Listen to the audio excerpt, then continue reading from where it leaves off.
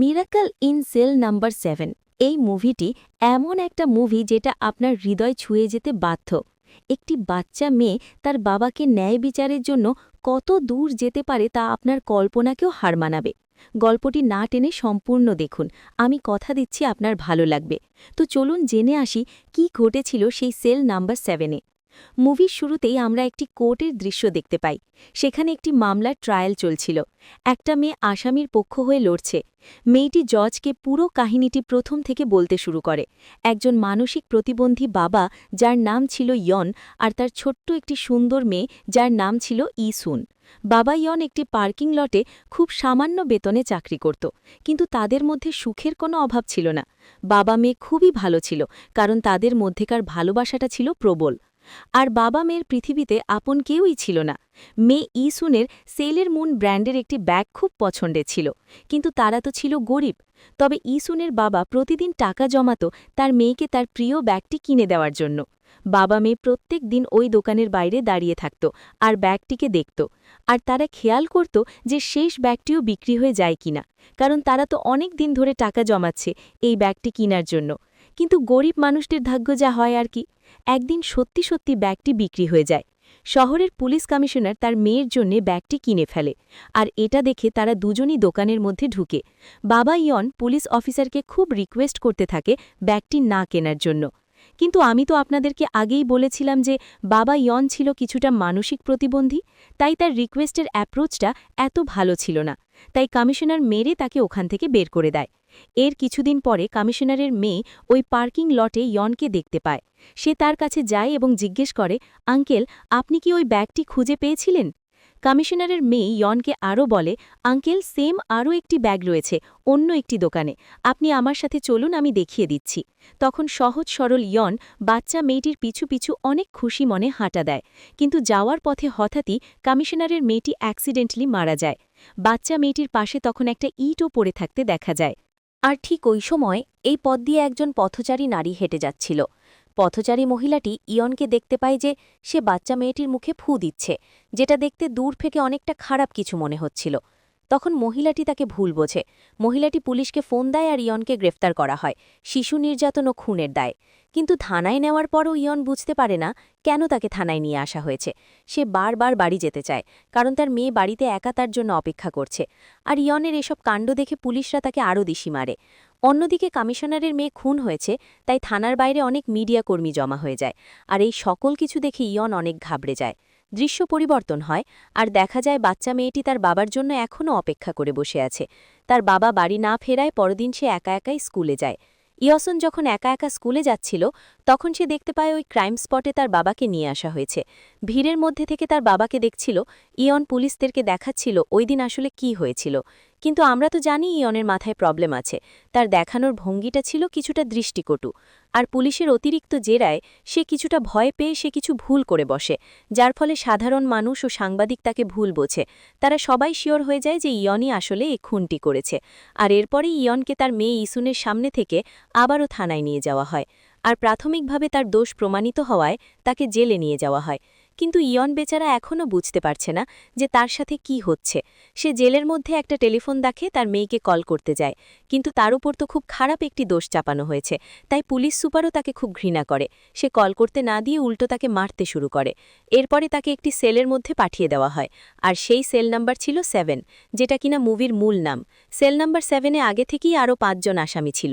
সেলের অন্য কয়েদিরা যখন জানতে পারে যে ইয়ন একটি ছোট্ট মেয়ের সাথে খারাপ কাজ করার দায়ে এখানে এসেছে, তখন তারাও ইয়ন বেচারাকে প্রচণ্ড মারে।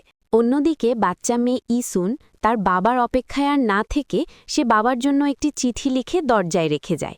আর সে একটি শিশু আশ্রয়কেন্দ্রে চলে যায়, কারণ সে নিজেও জানে না যে তার বাবা আসলে কবে ফিরবে। অন্যদিকে জেলের মধ্যে এক করুণ বাস্তবতাকে ফুটিয়ে তোলা হয়, যেগুলো দেখতে কিছুটা ফানি মনে হলেও আসলে এটাই বাস্তব।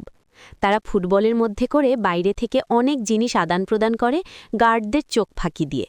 কিন্তু ইয়ানের প্রতি তার সেলের অন্যান্য আসামিদের দৃষ্টিভঙ্গি বদলে যায়। একটি গ্যাং ফাইটের মধ্যে ইয়ান তার নিজের জীবন বাজি রেখে তার সেলেরই এক বসকে বাঁচিয়ে নেয়, আর এর ফলে ইয়ান প্রচণ্ড আহত হয়। তাদের সেলের বস তার উপর খুব খুশি হয়, তাই সে ইয়ানকে জিজ্ঞেস করে যে আমি তোমার জন্য কি করতে পারি। তখন ইয়ান বলে, আমি শুধু আমার মেয়ে ইসুনকে দেখতে চাই। তখন সেলের বস একটি গানের দলের সাথে ইসুনকে ওই জেলের মধ্যে নিয়ে আসে। যদিও সেলের অন্যান্য কয়েদিরা এই বিষয়টিকে মোটেও ভালো চোখে দেখে না, কিন্তু ইসুনের মায়াবী আচরণ আর বাবা মেয়ের অকৃত্রিম ভালোবাসা দেখে তাদের মনও গলে যায়। কিন্তু টাইমলি ইসুনকে ফিরিয়ে দিতে পারে না, তাই গানের দলটি ইসুনকে ছাড়াই ফিরে যায়। এ কারণে ইসুন আবারও ফিরে আসে সেল নাম্বার 7-এ। তবে অন্যান্য কয়েদিরা শাস্তির অনেক ভয় পাচ্ছিল যে তাদের এজন্য হয়তো অনেক বড় সাজা হতে পারে। এদিকে চাঁদের টুকরো মেয়ে ইসুন সবার মন কেড়ে নেয়। ইসুন সবার সাথে ওই সেল নাম্বার 7-এই থেকে যায়। পরদিন কয়েদিদের যখন চেকিংয়ে আসে, তখন ইসুনকে লোকানোর বিষয়টা ছিল হাস্যকর। আজকে ইসুনকে আবার জেল থেকে বের করার চেষ্টা করা হয়, কিন্তু আজ অন্য গানের দল এসেছে, তাই এবার তাকে বের করা যায়নি। অন্যদিকে জেল প্রধান গতকালকের ছবিগুলো খুব ভালোভাবে দেখছিল। তখন সে লক্ষ্য করে গতকালকে শুরুতে একটা ছোট্ট মেয়ে ছিল, তবে অনুষ্ঠানের শেষে সেই মেয়েটিকে আর খুঁজে পাওয়া যায়নি। তাই জেল প্রধানের সন্দেহ হয়, সে ওই বাচ্চাটাকে পুরো জেলে খুঁজতে থাকে। আর কিছুক্ষণ খোঁজাখুঁজির পর তারা মেয়েটাকে পেয়েও যায়। আর এরপরে ইসুনকে একটা শিশু আশ্রমে পাঠিয়ে দেওয়া হয়। তারপর এই ঘটনায় ইয়ানকে অনেক শাস্তি দেওয়া হয়, তাকে খুব মারা হয়।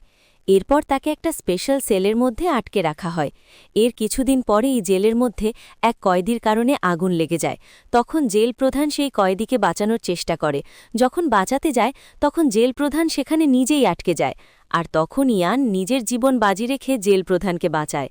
এবং তাকে যখন হসপিটালে ভর্তি করা হয়, তখন সে ডক্টরের কাছে বারবার রিকোয়েস্ট করতে থাকে, প্লিজ ডক্টর, অফিসারকে আগে বাঁচান আপনি। আর যখন জেল প্রধানের জ্ঞান ফিরে আসে, তখন সে সব কিছুই জানতে পারে। আর এই প্রথম তার মনের মধ্যে সন্দেহ হয় যে আসলে ইয়ান অপরাধী কিনা। আর তখন ডক্টরও একই কথা বলে যে আমার তো মনে হয় না এই ভালো মানুষটি কোনোভাবে অপরাধ করতে পারে, আর নিজের বয়সী মেয়ের সাথে খারাপ কাজ করা অসম্ভব ব্যাপার। সব মিলিয়ে জেল প্রধান ব্যক্তিগতভাবে ইয়ানের এই কেসটাকে ইনভেস্টিগেট করতে শুরু করে। অন্যদিকে ইসুনের স্কুল শিক্ষিকা মিস লি যখন ইসুনের কাছে জানতে চায় তুমি কেন স্কুলে নিয়মিত আসো না, তখন বাচ্চা মেয়ে ইসুন মিস লিকে নিয়ে জেলখানায় চলে যায় আর তার বাবার সাথে দেখা করে। আর প্রথম দেখাই মিস লি বুঝে যায় ইসুনের বাবা কোনো অপরাধী নয়, বরং সে একজন মানসিক প্রতিবন্ধী। সে ভেবে উঠতে পারে না যে ব্যক্তি তার মেয়েকে এত ভালোবাসে, সেই একই ব্যক্তি কিভাবে তারই মেয়ের বয়সে একটা মেয়ের সাথে খারাপ কাজ করবে। এটা তার কোনোভাবেই বিলিভ হয় না। আর জেল প্রধানও তখন সেখানে ছিল, আর সে সকল বিষয় নিজের চোখে দেখে তার মনে সন্দেহ তো একদম বাস্তবে পরিণত হয় যে এই ব্যক্তি কোনোভাবেই অপরাধী হতে পারে না। অন্যদিকে বাবাহীন ছোট্ট মেয়ে ইসুন বাবার অভাবে ধীরে ধীরে অসুস্থ হয়ে পড়ছে, তাই তাকে হসপিটালে ভর্তি করা হয়। তখন জেল প্রধান আসে তাকে দেখতে। এ সময় ছোট্ট মেয়েটি জেল প্রধানকে যা বলে, সে কথাগুলো শুনে আমার নিজের বুক কষ্টে একদম ফেটে যাচ্ছিল। ইসুন বলতে থাকে, প্লিজ আঙ্কেল, আমাকেও একটু গ্রেফতার করুন, তাহলে অ্যাটলিস্ট আমি আমার বাবার সাথে থাকতে পারব। আমার বাবা ছাড়া তো আমার পৃথিবীতে কেউই নেই। আমাকে যদি আপনি ধরে নিয়ে যান, অ্যাটলিস্ট আমি আমার বাবার সাথে তো ঘুমাতে পারব। বিশ্বাস করুন, বাচ্চা মেয়েটির এই সাবলীল অভিনয় আপনাদের মন একদম কেড়ে নেবে। যাই হোক, তখন এ কথায় জেল প্রধানেরও চোখের কোণে পানি চলে আসে। সে সব কিছুই বুঝে যায়, আর তার মনও একদম ছুঁয়ে যায় ইসুনের জন্য। এরপর জেল প্রধান জেলে ফিরে আসে আর এরপর থেকে ব্যবস্থা করে দেয় যাতে তারা বাবা মেয়ে নিয়মিত দেখা করতে পারে। এভাবে কিছুদিন কেটে যায়। একদিন ইয়ান জেল প্রধানের রুমে কাজ করছিল। তখন জেল প্রধান সেখানে আসে, আর সেই ইয়ানকে জিজ্ঞেস করে, তুমি কেন কমিশনারের মেয়েকে খুন করলে? তখন ইয়ান কি উত্তর দেয় সেটি আর দেখানো হয় না, কিন্তু জেল প্রধানের মুখ দেখেই আমরা বুঝে যাই ইয়ান এমন কিছু বলেছে যেটা শোনার জন্য জেল প্রধান কোনোভাবেই প্রস্তুত ছিল না। তখন জেল প্রধান আরও গভীরভাবে এই কেসটিকে ইনভেস্টিগেট করতে থাকে, আর সে জানতে পারে ইয়ান যে জবানবন্দিটা দিয়েছিল আসলে সেটা ছিল পুলিশের মিথ্যা সাজানো। কারণ ইয়ান তো ছিল মানসিক প্রতিবন্ধী, তার পক্ষে এত সূক্ষ্ম আর এত বড় একটা জবানবন্দি দেওয়া কোনোভাবেই সম্ভব নয়। সে বুঝতে পারে ইয়ানকে ফাঁসানো হয়েছে। জেলপ্রধান অসহায় বাবা এবং মেয়ের প্রতি এক অদ্ভুত ভালোবাসা অনুভব করে। সে নিজেই ইসুনকে নিয়ে যেত ইয়ানের সাথে প্রতিদিন দেখা করাতে। অন্যদিকে সেলের অন্যান্য কয়েদিদের সাথেও ইসুনের এক অদ্ভুত মায়ার বন্ধন সৃষ্টি হয়। ইসুন হয়ে যায় ওই সেলের সবার চোখের মধ্যমণি, তাদের ভালো থাকার একমাত্র কারণ। বাচ্চা মেয়ে ইসুন এখানকার সবাইকে পড়াত, যে কিনা লিখতে পারত না তাদেরকে লেখা শেখাত। একদিন ইসুন লুকিয়ে জেলে একটা মোবাইল নিয়ে আসে, আর সেই মোবাইল দিয়ে ওই কয়েদিদের মধ্যে একজনকে তার সদ্য ভূমিষ্ঠ হওয়া শিশুর মায়ের সাথে কথা বলিয়ে দেয়। বাবা তার সদ্য ভূমিষ্ঠ হওয়া শিশুর কান্নার শব্দ শুনে আবেগে আপ্লুত হয়ে যায়। এটা যে কত আনন্দের একটা মুহূর্ত তা আপনারা মূল মুভি না দেখলে বুঝতে পারবেন না। যাই হোক, ইসুন এবং ইয়ান তারা দুইজন এখন ওই জেলের মধ্যে সবথেকে প্রিয় ব্যক্তিত্ব। তাদের দুইজনকে ভালোবাসে না এমন একটি লোকও জেলে এখন খুঁজে পাওয়া যাবে না। ইয়ানের সাথী কয়েদিরা চেষ্টা করছিল আসলে ওই দিন সেখানে কি ঘটেছিল জানার জন্য, এবং তারা পুরো বিষয়টা বুঝতে পারে ওই দিন আসলে প্রচণ্ড ঠান্ডা ছিল, -18°C, যার ফলে রাস্তায় জমে থাকা পানি সব বরফে পরিণত হয়ে যায়, আর তা ছিল খুবই পিচ্ছিল। ইয়ান যখন কমিশনারের মেয়ের পিছু পিছু যাচ্ছিল তখনই সে প্রথমে পড়ে যায়, তাই সে কমিশনারের মেয়ের থেকে কিছুটা পিছিয়ে পড়ে যায়। আর সে দূর থেকে টের পায় কমিশনারের মেয়েও সামনে যে পড়ে গিয়েছে, কিন্তু সেই পড়ার সাথে সাথে আরও একটি শব্দ হয়। সেই শব্দটা ছিল কমিশনারের মেয়ে যখন পড়ে যায় তখন উপর থেকে একটা ইটের টুকরা তার মাথায় এসে পড়ে, আর এই পুরো বিষয়টাই ছিল একটা দুর্ঘটনা মাত্র। তখন সেলের বস ইয়ানকে জিজ্ঞেস করে, তাহলে তুমি ওই বাচ্চা মেয়েটির পেন্ট কেন খুলেছিলে? তখন ইয়ান বলে, আমি যেখানে কাজ করি সেখানে যখন আমাকে সেফটি ইনস্ট্রাকশন শেখানো হয় তখন আমাকে শেখানো হয় যখন কোনো ব্যক্তি অজ্ঞান হয়ে যায় তখন তার শরীরের জামাকাপড় খুলে ফেলে ঢিলা ডালা করে দিতে, যার ফলে তার রক্ত সঞ্চালন ভালো হয়। আর আমি সেদিন এটাই করেছিলাম। আমি বাচ্চা মেয়েটিকে বাঁচানোর চেষ্টা করেছিলাম। এরপর দৃশ্য চলে আসে বর্তমানে, অর্থাৎ কোর্টের মধ্যে, যেখানে এই কেসের শুনানি চলছিল। তখন এই কেসের পক্ষে থাকা মেয়ে উকিলটি ওই সময় থাকা সেল নাম্বার 7-এর সকল কয়েদিকে কোর্টে হাজির করে নিয়ে আসে আর তাদের জবানবন্দি নিতে চায়। তখন অপরপক্ষের উকিল বিচারকের কাছে প্রশ্ন করে, এরা সবাই অপরাধী, তাদের সাক্ষী আসলে কতটা গ্রহণযোগ্য? তখন সেই সেলের কয়েদি বস উকিলকে উদ্দেশ্য করে বলে যে আইনের কোথায় লেখা আছে যে যারা একবার জেল খাটে তারা সত্য বলতে ভুলে যায়? কথাটা খুবই সিম্পল, কিন্তু এই কথাটার গুরুত্ব অনেক গভীর, কারণ অনেক অপরাধী তাদের সারা জীবন সাজা কেটে এসেও আমাদের সমাজে অনেক ঘৃণার চোখেই থাকে। আমাদের আসলে অপরাধকে ঘৃণা করা উচিত, অপরাধীকে নয়, অন্তত যে ব্যক্তি সাজা পেয়েছে। আমার সাথে একমত হলেও কমেন্ট করে জানান, দ্বিমত হলেও অবশ্যই জানাবেন। এরপরে সেই চিফ জেলারকে সাক্ষী দেওয়ার জন্য কোর্টে হাজির করা হয়। জেল প্রধান বলতে শুরু করে, আমি যখন পুরো কেসটিকে আবারও রিইনভেস্টিগেট করে সেই পুলিশ কমিশনারের কাছে যাই তখন পুলিশ কমিশনার আমার পুরো ইনভেস্টিগেশনকে বাতিল করে দেয়, এবং আমি তার চোখে মুখে এক প্রবল ঘৃণা এবং প্রতিশোধের আগুন দেখেছিলাম, আর তার বলি হয়েছে এই নিরীহ ব্যক্তিটি।